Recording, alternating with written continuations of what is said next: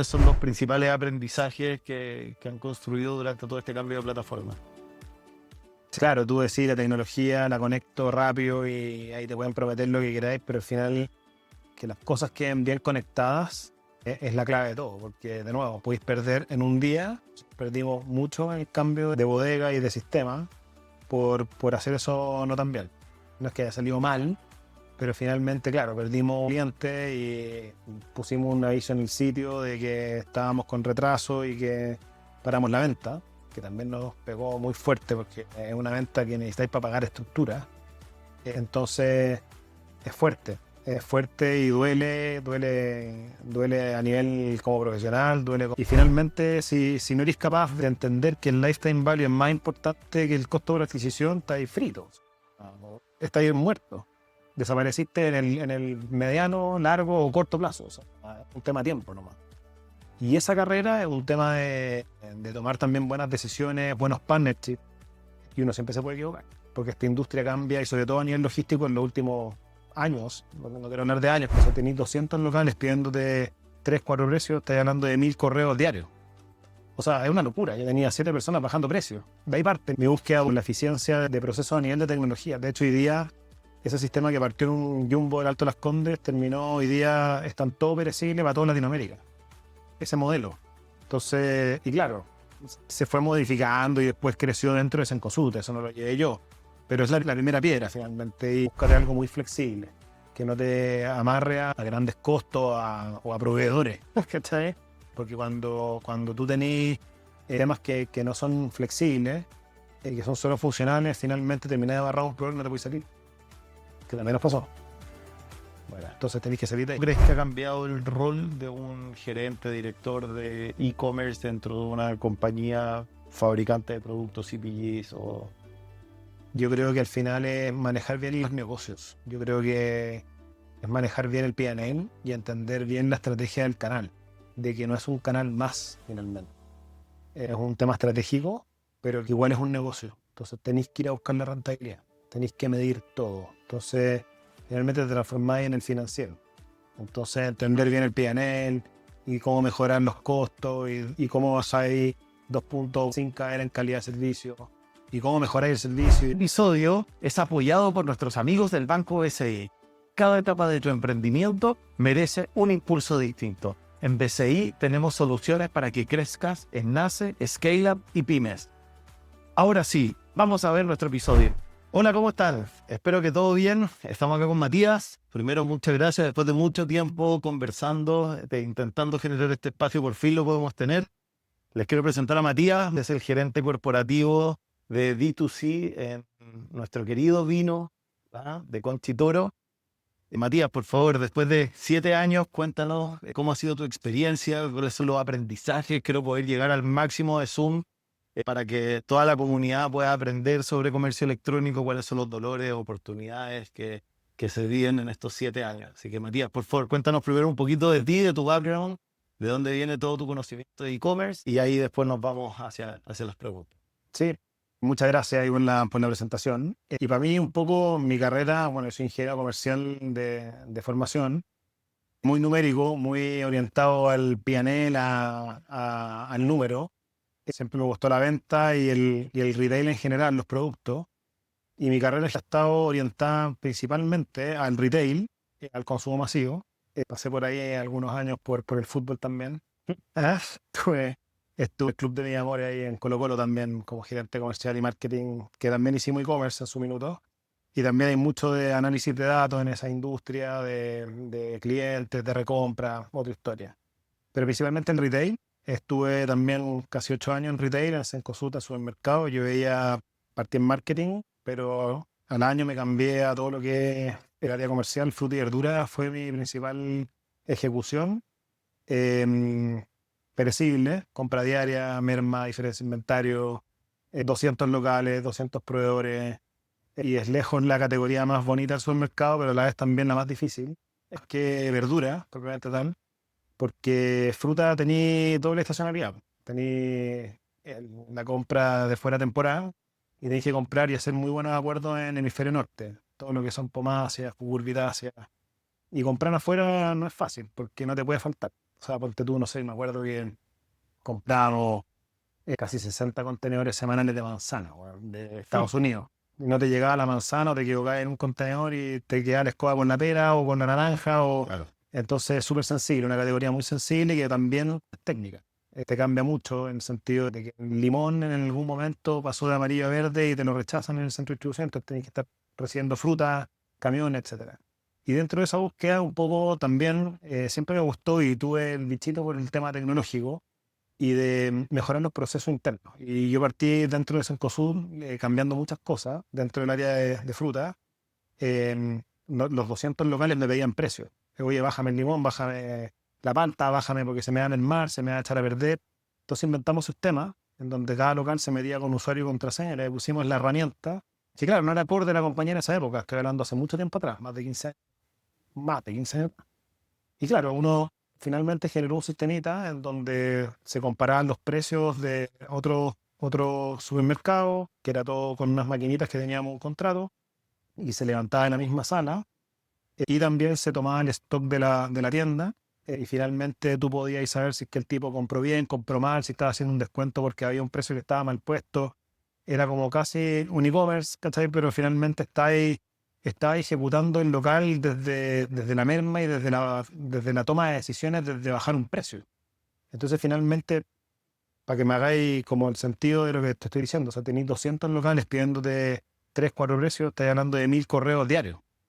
O sea, es una locura. Yo tenía 7 personas bajando precios. De ahí parte mi búsqueda por la eficiencia de procesos a nivel de tecnología. De hecho, hoy día, ese sistema que partió en un Jumbo del Alto Las Condes, terminó hoy día, están todo perecible para toda Latinoamérica. Ese modelo. Entonces, y claro, se fue modificando y después creció dentro de Cencosud, eso no lo llevé yo. Pero es la primera piedra finalmente. Y bueno, después me salgo y hago un emprendimiento ahí también con otras personas y me meto en el tema tecnológico, después termino en el fútbol y después, bueno, en Conchitoro.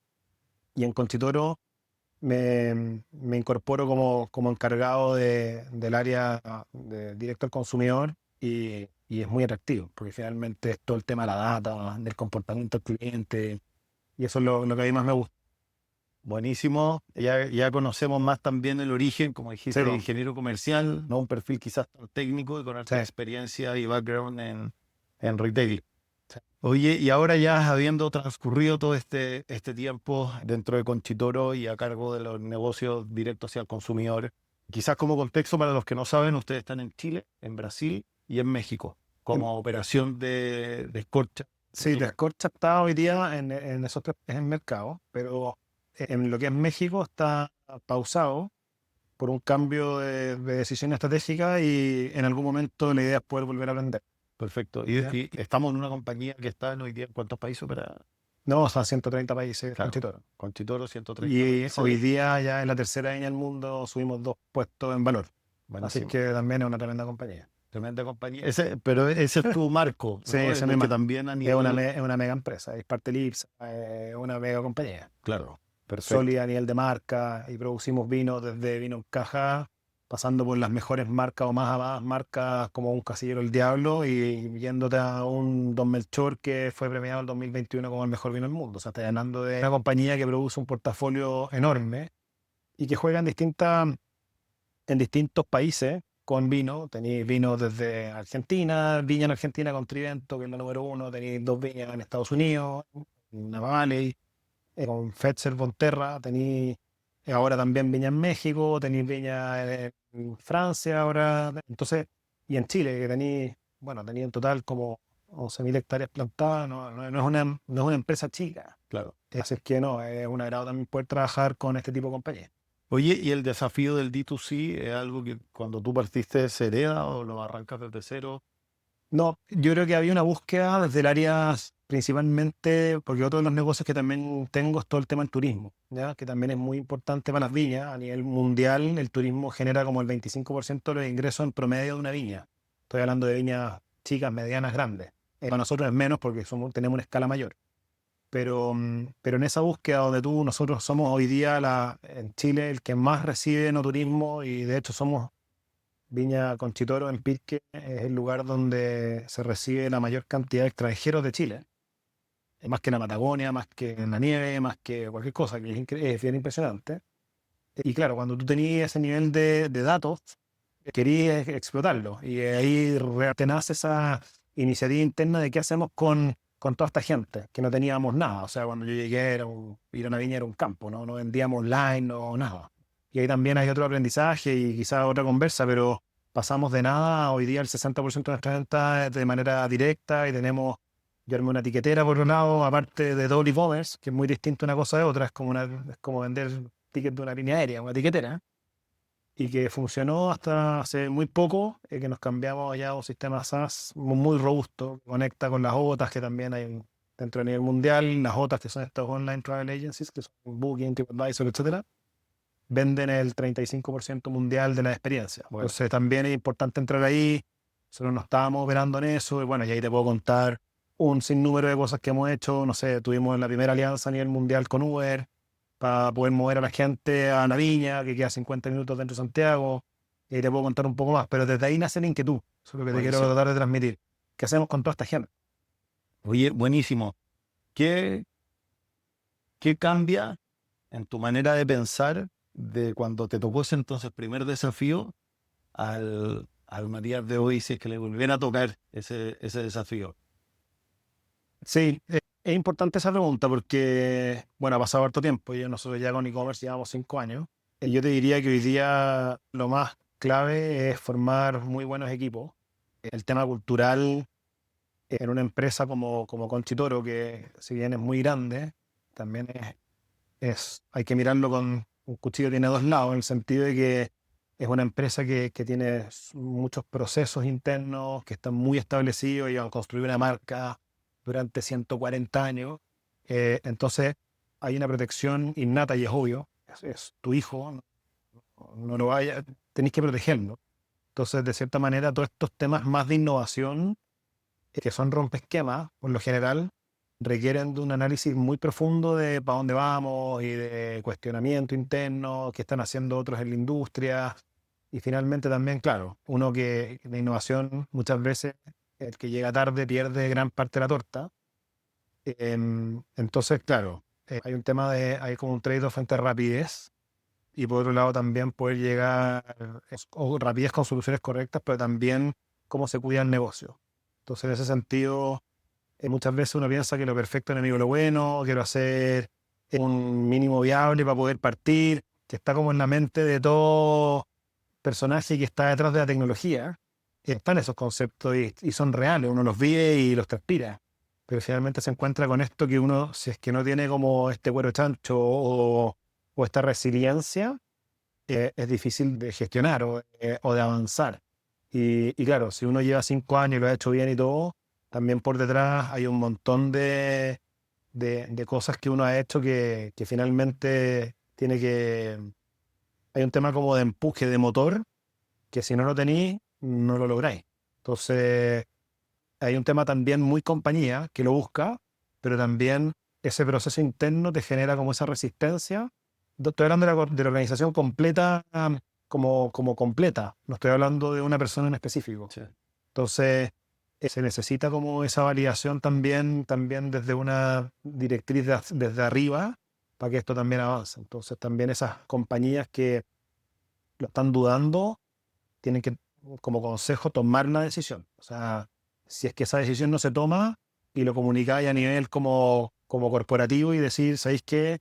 Yo voy hacia allá y casi que tus comerciales en la radio o en la tele, o sea, quiero ser número uno en e-commerce o lo que sea, si la declaración no viene de ahí, hacia abajo eso no va a chorrear nunca. Y te va a tomar con mucho bloqueo o silos o lo que sea. Bueno, Eso es un poco también una de las cosas que quizás uno debería partir como por esas definiciones y dejarlas como de manera bien transversal. bueno. Eso. Oye, Que y ya, es difícil de lograr, perdona que te sí, interrumpa, pero que es difícil de lograr. Nosotros todavía también tenemos mucho de eso también. bueno. Oye, y ya yéndonos más hacia los aprendizajes del presente, ¿dónde hoy día sientes tú que se está ganando el e-commerce? El e-commerce se gana hoy día en la experiencia cliente, después del click. O sea, está en el lifetime value, en entender que yo, o sea, yo antes creía también, pero volviendo a la primera pregunta, yo creía que con una tecnología así básica o buena y estable y una buena base de datos, estamos. O sea, con eso estoy. Y finalmente te empecé a dar cuenta que podéis perder todos tus clientes en un minuto. Y finalmente, si no eres capaz de entender que el lifetime value es más importante que el costo por adquisición, estáis fritos. Estáis muertos. Desapareciste en el mediano, largo o corto plazo. O sea, es un tema de tiempo nomás. Y esa carrera es un tema de tomar también buenas decisiones, buenos partnerships. Y uno siempre se puede equivocar. Porque esta industria cambia y sobre todo a nivel logístico en los últimos años, no quiero hablar de años, pero o sea, los últimos meses, años, cambia todo el rato. Que pedí un Rappi Turbo en Brasil ya 10 minutos y que la rompe y se comió el 80% de Rappi en un mes. O sea, claro, la rapidez y cómo llegáis a eso y cómo le competís desde el e-commerce a eso. Es que queréis participar en el Quick Commerce. Entonces, ¿dónde estáis jugando? Tenéis que definir eso también. En el state Hay muchas preguntas ahí, pero, sí. pero En el state que compartimos de las entrevistas anteriores, creo que hay dos grandes cosas. Lo primero es la definición del rol. sí, Cuando dices, o sea, ¿quiero ir a pelear Quick Commerce o no quiero ir a pelear? Sí. ¿Cuál es el rol que tiene el canal? Que parte de una definición, que es lo que Sí. estaba diciendo antes, ¿no? O sea, defino que quiero estar acá y un poco el doble clic es cómo quiero estar acá y para qué quiero estar acá. Un segundo que se repite constantemente en los episodios anteriores de que todos parten pensando que esto es tecnológico. Termina siendo súper operativo, que es un poco lo que sí, me 100%. estáis planteando ahora. Pero independientemente que si la definición es Quick Commerce o es e-commerce, de abastecimiento, lo que queráis, igual la definición de compra del tiempo de despacho te genera una tasa de conversión mayor o menor. Entonces, independientemente de eso, si es que tú te parás y que querís ser Quick Commerce, tenéis que ser mejor que la competencia. Y si queréis ser de abastecimiento y entregar en 2 días, igual ojalá tratarte de entregar next day Sí. o tener la alternativa en el omnicanal de entregar desde la tienda en 10 minutos también igual. Sí. O sea, De- una cosa no impide lo otro. De hecho, la definición de rol viene un poquitito más arriba, que es Sí. decir, quiero vender mucho, quiero tener una base suficiente que me permita generar insight, quiero estar, que en el fondo sería estar cerca del consumidor, Sí. o quiero poder validar, testear, probar, lanzar nuevos productos, etcétera, un poco desde ahí. Y luego viene, bueno, cuál es la promesa de entrega y cuál es la propuesta de valor que me lleva hacia esto. Entre medio, sí, claro, Quick Commerce es una del top of mind, o sea, es el espacio donde le podéis dar a un competidor tuyo que se va a conocer simplemente porque quería el producto ya. Claro, Eh, ¿qué quería entregar? Finalmente, ¿es conveniencia o estáis satisfaciendo una solución? Estáis comprando. Oye, de otro lado, y otra conversa. Sí. Pocas veces estamos con personas que ven tantos mercados y que además desde mi punto de vista se han desarrollado tan distintos. Sí. ¿Cuáles son las diferencias que veo o las similitudes que veo entre operar en Chile, en Brasil y en México? Son todos, a ver, están todos disfrazados, no es lo mismo, están todos disfrazados de Latam. Y en verdad son países que son, o sea, Brasil es un continente, otro idioma, tenéis estados distintos, tasas de impuestos distintas, el tema impositivo. O sea, si no tuviéramos oficina en Brasil sería muy difícil hacer esto.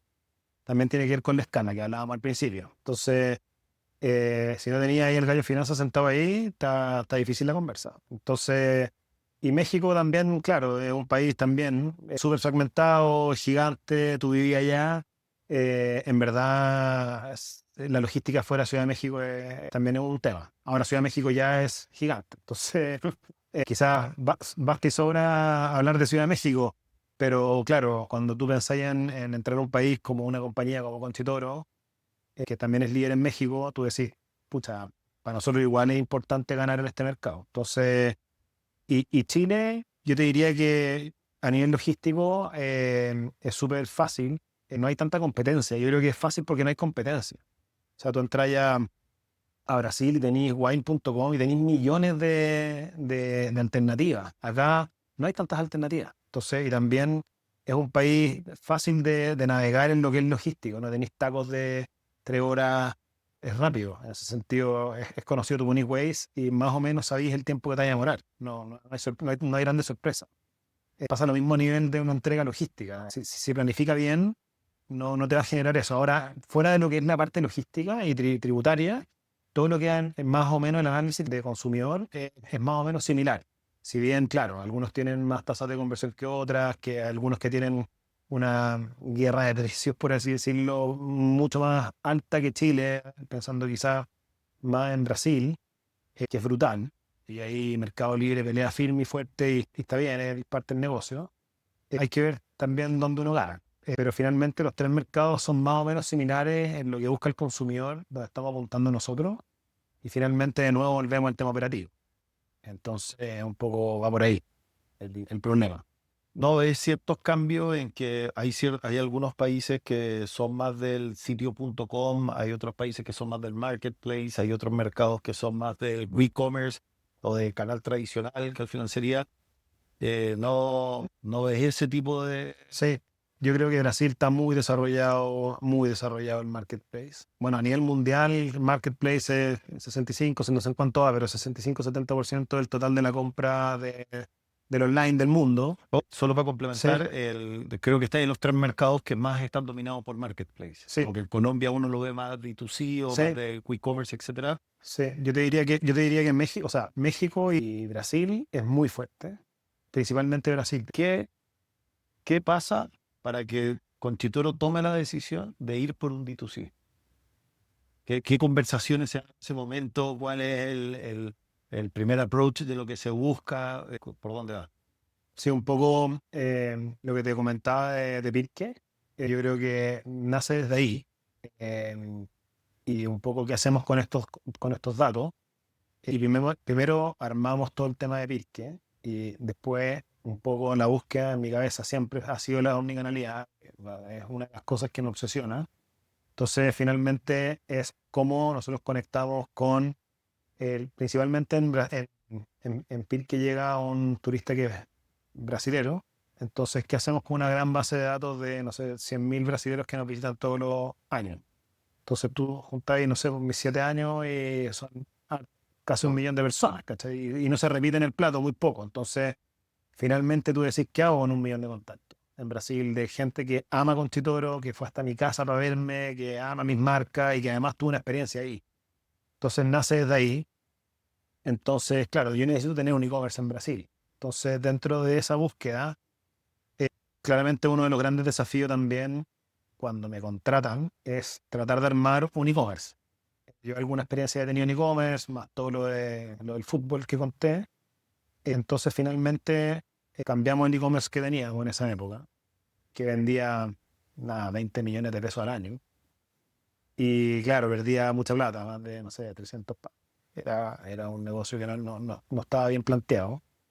Y que, claro, estaba operado desde una tienda, no tenía fulfillment, no tenía tecnología, no tenía servicio al cliente, no tenía nada montado para poder estructurarlo.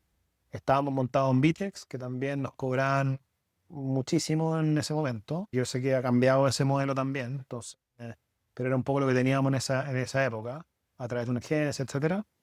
Y, y claro, era muy caro para nosotros poder operarlo para el nivel de ventas que teníamos. O sea, teníamos fees altos con porcentajes también muy altos de la venta para poder operar. Y eso finalmente no te permitía poder escalarlo. Y finalmente, esto no es un proyecto tecnológico, esto es un negocio. Entonces, cuando tú te paráis desde la vereda de que esto es un negocio y que tiene que tener un P&L y que tiene que tener margen operacional y cuánto es el costo servir y cuánto es el costo de la entrega, cuánto es el costo de la entrega sobre el total de la venta y cuánto es el objetivo de... Porque también mover vino es complicado. Mover vino es pesado, es vidrio, hay temas legales, es, no es mover un teléfono, que quizás cuando la logística es una relación de peso-distancia y que es algo chiquitito, no te afecta, pero acá en este caso sí. Y también ese planteamiento finalmente es parte de la definición estratégica. Eh, entonces, claro, teníamos que armar un e-commerce que fuera rentable, eh, tanto a nivel de negocio como a nivel estructural y que funcionara correctamente hacia lo que queríamos lograr, que era este lifetime value en el futuro. Claro. Entonces, y para terminar la respuesta, como teníamos que cambiar el negocio y claro, nos metimos de cabeza a presentar un modelo en donde esto iba a ser rentable y nos casamos con el primer año más de 3.000 millones de pesos y lo cumplimos. O sea, es parte del primer año. Entonces tú decís, chuta, qué importantes son los cambios como estructurales, más allá de la tecnología, independientemente de que cambiamos tecnología, pero en esa época haberse metido como desde la A a la Z en qué cambios fundacionales tengo que hacer para que esta cuestión realmente funcione. Y nos cambiamos una bodega de 2 pallets a 500 metros cúbicos, ¿cachai? O sea, esto es lo que necesito para poder operar de esta forma. Y desde ahí nacimos. O sea, desde ahí nace, de esa búsqueda de la omnicanalidad. Perdona la respuesta es larga, pero es que es importante el contexto. 100%, y gracias por el contexto. Sí, Pero sí. entonces nace, por un lado, una base de datos sólida de clientes que te vinieron a ver a tu casa, que está buenísima esa definición, de querer entregarles el producto en el fondo directo también hacia el consumidor, con los desafíos que estáis planteando de cómo mejorar a nivel operacional, tecnológico y aprovechar todas esas capacidades. Y de construir esa base de datos, sí. Buenísimo. Oye, ¿y qué diferencia ves al momento de operar, ganar, etcétera, los marketplaces versus los sitios.com? Es muy buena pregunta. Yo creo que un marketplace es un lugar, es como el supermercado, que genera volumen, pero es un NN. O sea, detrás de eso está el supermercado. No, no veis caras, no veis intenciones, no veis frecuencia, no veis corazones, como se dice. Entonces, claro, entender eso, entender como la habitualidad, la frecuencia de compra y qué es lo que está buscando el cliente es clave para retenerlo. Entonces, tú en el retail o en un marketplace, tú vendís volumen y en el e-commerce tú retienes. O sea, en uno atraes y en otro retienes. Eso es un poco como el concepto, finalmente. Bueno, Eso. y eso cuando lo conecto con qué diferencia tiene un D2C contra el resto de los canales offline tradicional, un poco que lo que se busca. Pasa un poco lo Eso, mismo. sí, el corazón. Pasa casi lo mismo. Nosotros piensa que en el e-commerce dirigimos la venta.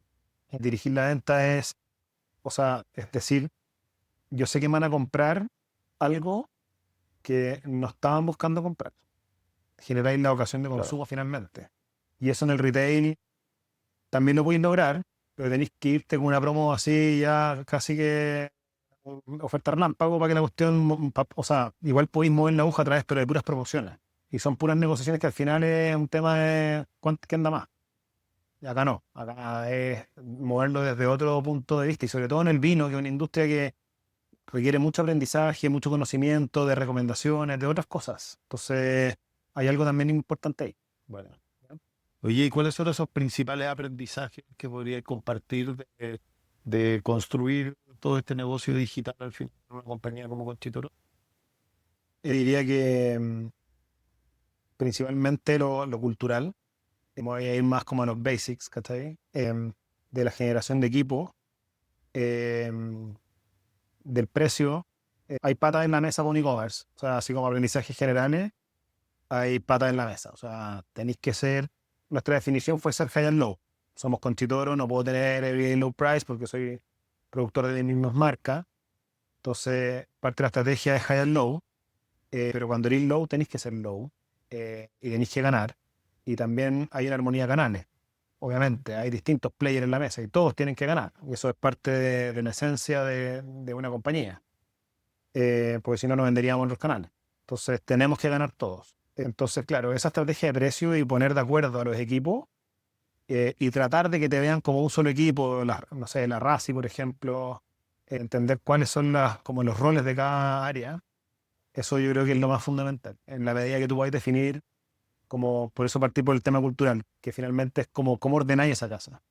En la medida que tú lo puedas plasmar en un documento y que esté definida esa RASI, tú vas a poder ejecutar el e-commerce y te van a dejar poder ejecutar.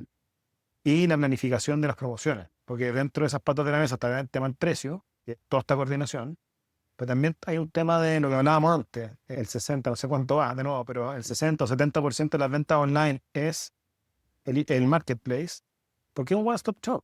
Entonces, ¿cómo me paro yo como compañía? Y esto tuve que ir a verlo al directorio, con un portafolio de Conchitoro que es muy bueno, pero igual necesito vender otras cosas. Igual la gente busca otras cosas dentro del online. Y quiero que lleguen a Descorcha.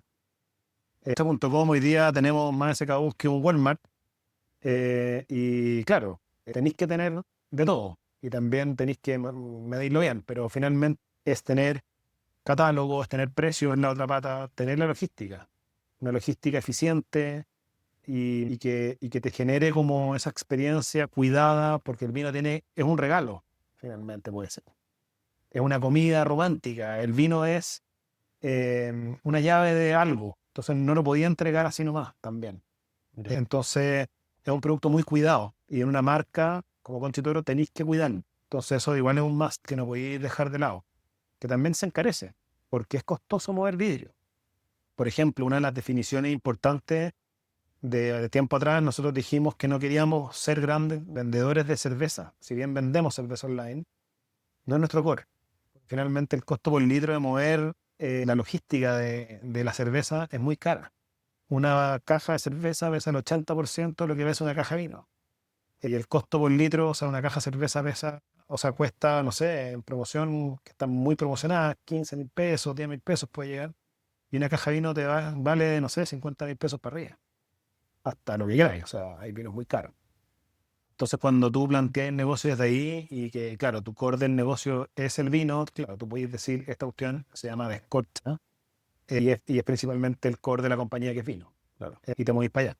Entonces, muchas veces uno dice, oye, voy a vender de todo, pero finalmente igual somos hoy día el e-commerce de venta de vinos más grande de Chile. Vale. Sin duda. Y lo Orgullo. podéis comparar con Nielsen y todo, y es así. Bueno, Orgullo. ahí repetido varias veces el tema del costo de envío y todo. Y yo ya lo tomé en las reuniones incluso como medio una muletilla. Y al final el pasto al lado siempre es más verde. Porque por ahí una marca que vende papas fritas te dice, oye, nosotros estamos moviendo... Es que volumen, por otro lado. Exacto, Sí. el volumen. O de temas de papel higiénico. Sí, o cada uno tiene sus Exacto. Y particularidades. después llega otro que también vende una joya súper cara en un algo chiquitito y dice, pues que nadie toma la decisión de un ticket de este porte Claro.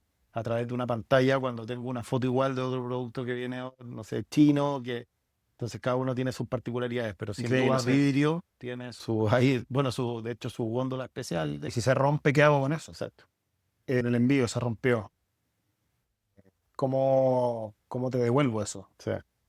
Tengo que ser rápido. Tenés que saltarte la fila porque te tengo que responder al día siguiente. Porque probablemente tenía un asado. Sí. Entonces, una llave, de nuevo. No es algo que, claro, que podría esperar un poco más, como Sí. otras cosas. Oye, yéndonos a otra parte del capítulo, comentaste recién que tomaste algo en Vitex, después estuviste en otro CMS, después te fuiste a otro CMS. Nuevo, el core no es la tecnología. Sí, Tú te has cambiado de plataformas, te has Sí. cambiado de operadores logísticos. Para todos los operadores logísticos, cada uno tiene su WMS especial, después los TMS, etcétera, y le han dado varias vueltas por ahí. Partamos al principio. ¿Cuáles son los principales aprendizajes que han construido durante todo este cambio de plataforma? sí, yo creo que los software funcionan en general. Yo creo que el problema es conectarlos bien. Y eso yo creo que fue uno de los grandes aprendizajes también del último tiempo.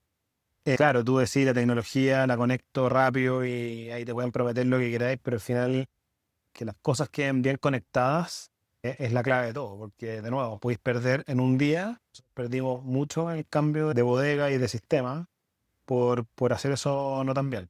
No es que haya salido mal, pero finalmente, claro, perdimos un montón de clientes y pusimos un aviso en el sitio de que estábamos con retraso y que paramos la venta, que también nos pegó muy fuerte porque es una venta que necesitáis para pagar estructura. Entonces, es fuerte y duele a nivel como profesional, duele como también recibir, o sea, Conchitoro en Chile mueve X pedidos, nosotros en e-commerce movemos mucho más. Entonces, la cantidad de reclamos puede ser brutal y llega hasta el gerente general. O sea, oye, yo hice un pedido en tu plataforma y necesito que me responda el gerente general. O sea, ese nivel de reclamo llega. Entonces, claro, tenéis que montar un equipo de gente que responda en tiempo y forma y que nunca vaya a dar abasto si es que el problema es muy grande. Entonces, yo te diría que las conexiones de sistema, probarlas muy bien cuando uno ya tiene una escala, porque quizás cuando eres más chico podéis darte estos lujos, porque finalmente podía atajar el problema, pero cuando eres muy grande ese problema no lo podía atajar nomás. Y yo te diría que esos son como los grandes aprendizajes que tuvimos el año pasado, a mediados del año pasado, y que claro, hoy día estamos en otra vereda con un Ferrari y que funciona bien. y toco madera porque uno siempre se puede equivocar en algo, o no hay que escupir al cielo, como se dice. Pero hoy día estamos con algo súper bien montado y uno de los grandes cambios que estamos haciendo ahora, aprovecho de comentarte, quizás me salga una pregunta, estamos traspasando también la operación a veces de Chile dentro de este cambio. Entonces, estamos tratando de separar un poquito más el tema de la expertise. O sea, que logística se haga cargo de la logística de e-commerce y se trajo una persona especial. Está con ese foco en lo que es bodega, la parte administrativa, lo tengo administración. Entonces, como para darle agilidad y soluciones también al proceso y no quedar tan aislado también de la compañía. Yo creo que esa cultura y unificarla es un proceso que cuesta dejar ir, pero finalmente para poder crecer tenéis que soltar un poco. Y ese sentido, claro, es parte de los cambios que estamos también haciendo. Mira, es uno de los puntos importantes también que sale de lo que decía de lo del state, de que efectivamente en un momento de madurez, la etapa que viene es cómo se integra de manera transversal en la organización. Sí. Y no queda como un silo o un espacio, como tú estás planteando. Es un proceso que ya también te da una escala o lo puede asfixiar, pero es un Exacto. proceso que seguro hay que vivirlo. En Brasil ya lo habíamos hecho. Hicimos Chile, de hecho, que no lo soltamos en Brasil y ahora lo soltamos en Chile. Y claro, una vez que esto ya funcione y tenga como piloto automático, la idea es poder ir a abrir México, ojalá de nuevo, y que escale un poco la estructura que tenemos hoy día, que es bastante cara, para mantener solamente 2 países. La idea es que esta cuestión en algún momento agarre un vuelo distinto y poder escalar nuevos países. Si al final le metís más países, esto tiene mucho mejores márgenes. Claro. Oye, volviendo al tema de los software, ¿cuál es el momento de entender que hay que cambiar de plataforma y qué recomendaría evaluar así rápido 3 highlights de que cómo hacer bien ese proceso de migración? Yo creo que es difícil dar una respuesta en este sentido, porque los momentos son distintos hoy día que mañana. O sea, la inteligencia artificial hace, corrígeme, un año no existía, o muy en pañales. Hoy día, claro, tenéis SaaS que sí tienen inteligencia artificial. Entonces, finalmente yo te diría que mi recomendación va por el tema de hoy día el SaaS le está ganando al open source, en ese sentido, en el margen final. ¿Cachai? Porque hoy día tener un open source te obliga a tener un equipo de desarrolladores, a mantener funcionalidades y te quitan la flexibilidad que necesitáis. Hoy día el SaaS, con todos los add-ons que existen, que bueno, que el open source también los tiene, pero ya tienen inteligencia artificial y empezó a entrar el vibe coding y tú decís, chuta, ¿en qué termina esto? Entonces, si tú me preguntáis ahora, es muy distinta mi respuesta que te puedo dar en 6 meses más. Seguro. Entonces, no hay una recomendación, porque probablemente igual te vaya a demorar 6 meses en implementar lo que te puedo decir ahora. Entonces, ¿me entendí? No hay una respuesta correcta. Y te puedo hablar del pasado hoy día, no del futuro. Y uno se tiene que mover. Por eso es que yo un poco la flexibilidad es de las cosas que uno tiene que tener, tanto a nivel de equipos como a nivel de plataforma. Eh, porque este mundo está cambiando muy rápido y principalmente en la parte de tecnología. Entonces, como va por ahí el camino de la recomendación. Búscate algo muy flexible, que no te amarre a grandes costos o a proveedores, ¿cachai? Que te amarre a proveedores, porque cuando tú tenés temas que no son flexibles, que son solo funcionales, finalmente terminás de agarrar un problema y no te puedes salir, que también nos pasó. Bueno, Entonces tenéis que salir de ahí. una de las preguntas era flexibilidad o funcionalidad, el trade-off entre uno y Sí, otro. sí. Flexibilidad, me quedaría claro. Sí, flexibilidad. Yo te diría que no quedarte amarrado a proveedores. Yo creo que es la clave. Es poder modificar y cambiar en el ritmo del día de hoy. Un poco esa es la respuesta. Bueno, oye, ¿cómo crees que ha cambiado el rol de un gerente, director de e-commerce dentro de una compañía fabricante de productos CPGs o... Sí, yo creo que antes el rol era un rol más técnico, de entender de tecnología, de entender de logística, de plataformas en general. Y yo creo que yo antes hablaba de tecnología y no me entendía nada dentro de Constituto, pero yo creo que hoy día eso ya ha cambiado mucho. Y yo, un poco lo que hablábamos al principio, la tecnología hoy día es más un commodity. Yo creo que al final es manejar bien los negocios. Yo creo que claro, es manejar bien el P&L y entender bien la estrategia del canal, de que no es un canal más, finalmente. Es un tema estratégico, pero pero que igual es un negocio. Entonces tenéis que ir a buscar la rentabilidad, tenéis que medir todo. Entonces, finalmente te transformáis en el financiero. Entonces, entender bien el P&L y cómo mejorar los costos y cómo basáis 2 puntos, cómo aumentáis 2 puntos el margen sin caer en calidad de servicio y cómo mejoráis el servicio. Yo creo que esas preguntas desde el P&L finalmente es donde se mejora el negocio y donde finalmente podéis demostrar a la compañía que es un negocio que va a ser rentable en los próximos años y que ha tenido una transformación en el tiempo. O sea, si hubiésemos partido desde ahí, quizás en la segunda reunión financiera nos habrían apagado, pero no es así, es un tema estratégico. Bien. Pero Oye, igual finalmente hay que meterle cabeza bueno. al negocio. Oye, ¿cuáles son esos indispensables que tiene que tener esa persona que está en esa posición en el futuro? Esa persona tiene que ser muy flexible, cuero chancho, porque vienen un momento, ahí la competencia está cada vez más dura, eh, cultural, de integrar. Yo te diría que es más de habilidades blandas, digo, más que técnicas. Y flexibilidad. Es flexibilidad, sí, es mucha flexibilidad. Y te diría que viene de ahí. Y te diría que ahí está el, el gran asset. Sin duda, toda esa flexibilidad, adaptabilidad, etcétera, viene muy asociado hacia parte de estos nuevos canales, como estáis viendo el futuro, con todos los cambios de sistemas de pago, canales de venta, procesadores de pago, LLMs. ¿Qué rol están jugando? ¿Cómo lo estáis viendo? Sí, nosotros estamos armando con el Centro de Innovación de Conchitoro un asistente multimodal, que ahí lo estamos haciendo con la Universidad Católica y con un Corfo, y está interesante. Y claro, es poder dar respuesta al cliente también, y estamos en piloto, está dentro de Escorcha también, y que es interesante porque finalmente te permite poder entender mejor al cliente con asistentes que es como multiplicar esto a nivel de ejecución.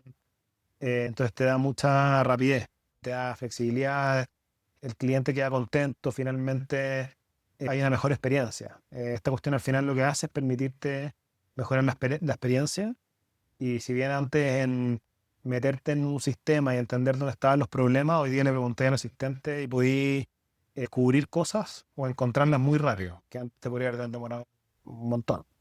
Entonces, finalmente es rapidez, el mundo está cada vez más rápido. Entonces, eso es lo que te entrega, y yo creo que vienen cosas buenas, pero también se hace cada vez más competitivo. Hoy día armar un e-commerce no cuesta nada.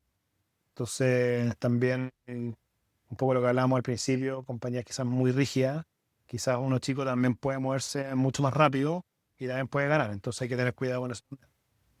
Entonces, Ahora va eso, por ahí. todo eso sirve para optimizar internos, Sí. eficiencias con las nuevas tecnologías, pero nuevos canales. ¿Cómo entrar en ChatGPT? ¿Cómo crees Sí, qué rol crees que totalmente. va a jugar TikTok Shop? Estos nuevos canales que quizás un poco la ventaja que tenemos en Sudamérica es siempre poder ver el futuro, si queréis. Sí. Yo creo que sí, le va a pegar mucho de lo que se ha construido. Hoy día uno está acostumbrado a canales de venta, no sé, la base de datos vende un X%, bueno, un X% el SEO, un X% el SEM, son esos canales, ¿no es cierto? Pero claro, cuando tú hoy día buscas, no sé, en Google y te aparece la inteligencia artificial respondiéndote, y tú decís, chuta, quizás buscar un producto el día de mañana, igual ya lo estamos viendo, no nosotros, pero cuando uno se mete a ver cosas o leer cosas, tú sí leís que al final el SEO va cayendo. Y uno proyecta y dice, esta cuestión probablemente va a morir en algún minuto. Entonces, uno tiene que moverse y entrar en esos canales para que cuando uno le pregunte a la IA, sí te recomienda un producto desde la IA. Entonces, estos canales que existen hoy día, no sé, TikTok Shop, o las cosas que vengan, uno tiene que participar de todo, no son excluyentes finalmente. Tú eres parte del ecosistema, el D2C. Tenéis que estar en Marketplace, tenéis que estar en donde podáis. O sea, al final tenéis que cubrir todos los puntos de contacto. Esa omnicanalidad ocurre también dentro del canal digital también. Entonces son distintos puntos de contacto, finalmente. Y también nosotros lo hemos hecho. O sea, desde que tú entras a una página, una marca, y ponís quiero comprar, igual se viste, por ejemplo, de la página de la marca, pero finalmente por detrás está Descorcha. Tú entras a cross.cl y está Descorcha detrás. Entonces, cómo te integras a las distintas marcas, finalmente también es parte de la omnicanalidad. Desde una marca, desde un marketplace, desde donde estés, tenés que conectarte con el cliente. Entonces, finalmente es un punto de contacto más. lo hablamos antes, uno te da alcance, el otro te da retención. Tienen objetivos distintos, estrategias distintas, tanto de precio como de ejecución, de administración, pero no son excluyentes. Bueno. Oye, Matías, ya yendo al cierre, y para poder aportar aquí hacia la comunidad, esos que pueden estar hoy día embarcándose en un proyecto, un D2C, de nuevo, en una, no sé si multinacional o nacional, pero una empresa que quiere lanzar su comercio electrónico o sitio.com, D2C, ¿qué le podría recomendar? Uno, que se defina a nivel estratégico, a nivel compañía, para que lo quieran.